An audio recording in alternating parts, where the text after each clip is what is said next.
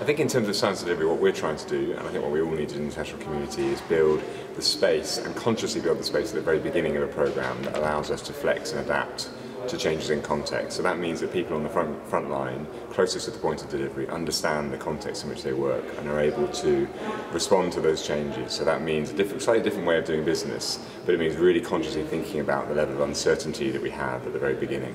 And I think that means different approaches to project management, really breaking down the idea that you can plan everything 5 years out and get kind of solid results and kind of guaranteed at every point in the cycle, actually recognising that there is more uncertainty than we perhaps have done so in the past.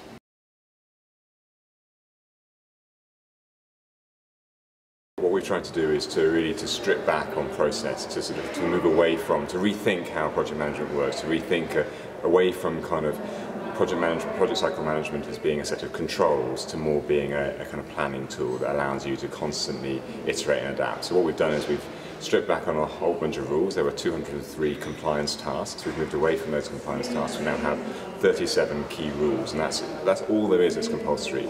After that, you have discretion to use your judgment, to use context. I mean, there's a sort of balance there between empowerment and accountability. As a result, you are more empowered to make decisions, and ultimately what we want is the person on the front line, closest to the programme, to be able to make decisions.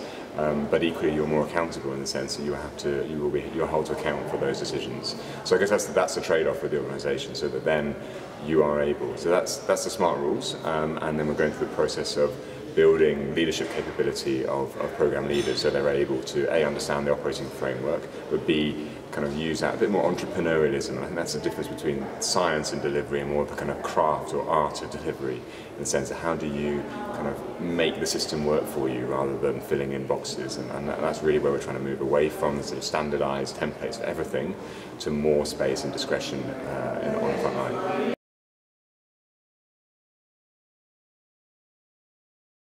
Yeah, I mean, accountability doesn't mean you're going to lose your job.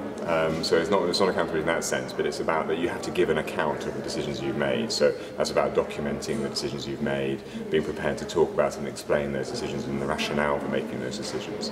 And that's, for instance, a good example of that is ministers in the UK now saying that when a programme, that they want the programme leader to be in the room discussing the programme, not to have it filtered through layers and layers and layers. So when the top of the office is discussing a programme, they're discussing it with the person who knows the programme, rather than, to say, kind of people being briefed up the hierarchy to speak about the programme. A key part of this is, in our design processes, building the authorising environment, setting out what's that space to operate in, what are you going to do, what are your tolerances for risk or for uncertainty, and then within those tolerances you're free to kind of do what you think is right.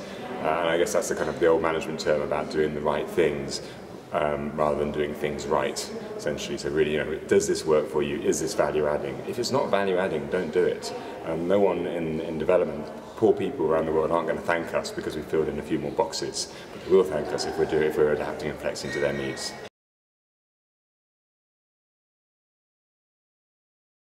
The key part of the human resource management bit is recognising there's a leadership role throughout the organisation. Perhaps traditionally we might have seen that the leaders were the senior managers, the directors, the director generals, the ministers of the organisation. But what we're really trying to say is that all of us, we are international development leaders. So if you're a programme leader in Somalia or in DRC, that is a leadership role. You have to lead the environment around you. That's the technical project detail, but that's everything around the project. And that is a really different sort of way of thinking of things. You're not a transactional manager. You are a leader. I think there's an element here that is about trying to build a bit more of end-to-end accountability from a human resource management perspective. We're never going to stop the turnover, especially in some of our hardest and more difficult offices, environments like Afghanistan. People will move and they will change, but trying to get much clearer handovers built between the programme leaders as you go through the programme cycle, but also, ideally, a sort of sense that